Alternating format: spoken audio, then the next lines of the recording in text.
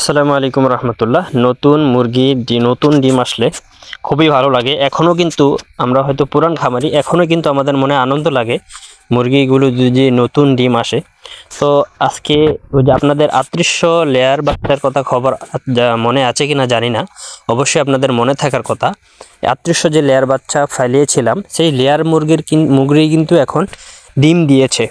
আপনাদেরকে যে ডিমগুলো দেখালাম এই দুইটা ডিম কিন্তু ওরাই দিয়েছে, এই যে 3800 লেয়ার বাচ্চা। তো এখন মূলত এর আগে আমরা 4 মাস 13 দিনে প্রথম ডিম পেয়েছি।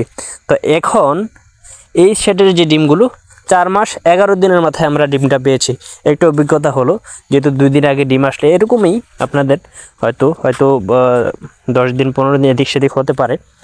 তো আসুন কিভাবে মূলত আমরা এই পেলাম সেই বিষয়টা নিয়ে কিন্তু আমি এখন কথা বলবো, মুরগির পরিচর্যা নিয়ে। সময় মতো যদি আপনি ডিম আনতে চান, সময় মতো যদি আপনি প্রোডাকশনটা আনতে চান, তাহলে কিন্তু আপনি সাকসেস, তখনই আপনি সাকসেস। এখন কিন্তু আপনি সাকসেস কিনা আপনি ঠিক বলতে পারবেন না। কেন পারবেন না? অনেক সময় মুরগির দেখেন কিছু ডিম আসার পর প্রোডাকশন ফল করে, প্রোডাকশন সঠিকভাবে আসে না। সেই জন্য আপনাকে কি করতে হবে? আপনাকে ইডিএস ভ্যাকসিন তো করবেন অবশ্যই 115 থেকে 120 দিনে। ইডিএস ভ্যাকসিন করার পর আপনারা কি করবেন? 1 সপ্তাহ পর আপনারা ইসেল অথবা ভিটামিন AD3 অথবা রিফেন্স এগুলো খাওয়ানোর চেষ্টা করবেন। এগুলো কিন্তু মুরগির ডিম উৎপাদনে খুব ভালো ভূমিকা রাখে।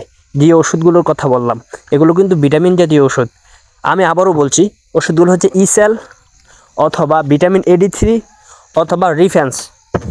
এই সবচেয়ে বেশি কাজ করে রিফেন্স অথবা ভিটামিন ADE3। আপনারা এই 3টা ওষুধের ভিতরে যে কোনো একটা ওষুধ অথবা একটা ভিটামিন আপনারা চালাতে পারেন। এটা হচ্ছে আপনাদের পরামর্শ।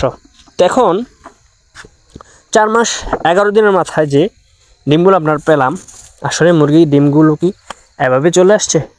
সঠিক পরিচর্যার মাধ্যমে, সঠিক পদ্ধতি অবলম্বন করেই কিন্তু মুরগির খামারে ডিম আসা হয়।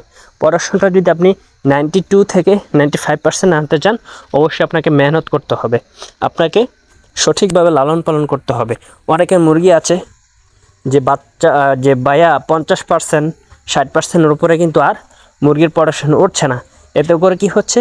বাকি যে মুরগি 40% মুরগিগুলো অথবা 30% মুরগিগুলো, সেই মুরগিগুলো কিন্তু খাবার ঠিকই খাচ্ছে, কিন্তু খাবার খাওয়ার পরেও কিন্তু আপনারা কিন্তু উৎপাদনের যে খরচ, সেই খরচটা কিন্তু আপনারা পৌঁছাতে পারছেন না।